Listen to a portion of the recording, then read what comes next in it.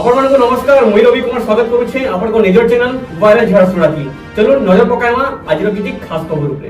ବ୍ରଜାସଂଘ ରାଜପୁର କଣ୍ଟାପାଲି ପଡ଼ିଆରେ ଚାଲିଥିବା 29ତମ ମା ସମଲେଇ ନୂଆଖାଇ ଭେଟଘାଟ ଫୁଟବଲ ପ୍ରତିଯୋଗିତା ଆଜି ଉଦ୍ଯାପିତ ହୋଇଯାଇଛି।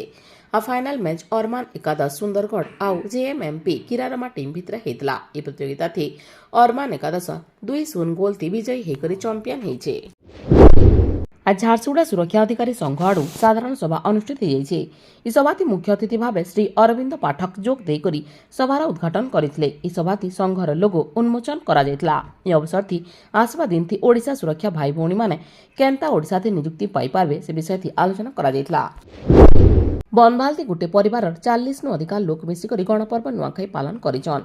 ଆଜି ପଶ୍ଚିମ ଓଡ଼ିଶାର ଗଣପର୍ବ ନୂଆଖାଇ ବେଶ ଧୁମଧାମଥି ପାଳନ କରିଛନ୍ ଝାରସୁଗୁଡ଼ା ଜିଲ୍ଲାର ଲୋକେ। ତେବେ ଆଜି ମା ସମଲେଇଙ୍କୁ ନବାନ୍ନ ଲାଗଲା ପରେ ଝାରସୁଗୁଡ଼ା ଜିଲ୍ଲାର ବନଭାଲତି ଗୋଟେ ପରିବାରର 40ନୁ ଅଧିକା ଲୋକ ସାଙ୍ଗେ ମିଶିକରି ନୂଆ ଖାଇଥିଲେ।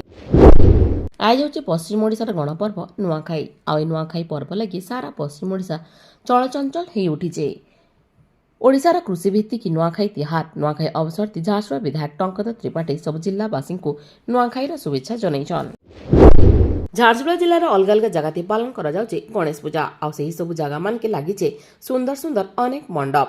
ବେଲପାହାଡ଼ ଗୁମାଡେରାଥି ବି ଗଣେଶ ପୂଜା ଲାଗି ଅଯୋଧ୍ୟାର ରାମ ମନ୍ଦିର ଢାଞ୍ଚାଥି ଗଣେଶ ମଣ୍ଡପ ବନାଯାଇଛେ। ଆଉ ମଣ୍ଡପଥି ପୂଜା ପାଉଥିବାର ଗଣେଶ ମୂର୍ତ୍ତି ବହୁତ ଆକର୍ଷଣୀୟ ହେଇଛେ ଯାହା ଲୋକମାନଙ୍କୁ ଆକୃଷ୍ଟ କରୁଛେ। ବ୍ରଜରାଜନଗର ରାମପୁର ଥାନା ଲଜକୁରା କୋଇଲା ସାଇଟିଂ थी कोयला लोडिंग समय थी गोटे वॉल्वो गाड़ी रेलवे ट्रैक के खसरी आसीथिला। आ सही समय थी कोयला बोझे ट्रेन पहुंच के आसुतबार बेले ट्रक के धक्का दे केते दूर तक घुसरेई नहीं जाइथिला। वॉल्वो भितर ड्राइवर थिबार बेले से सुरक्षित थिबार सूचना रहिছে।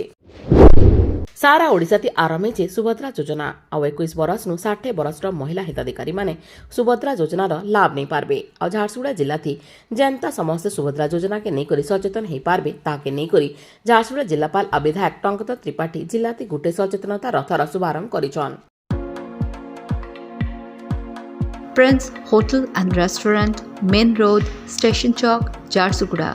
Visit for comfortable stay and quality food.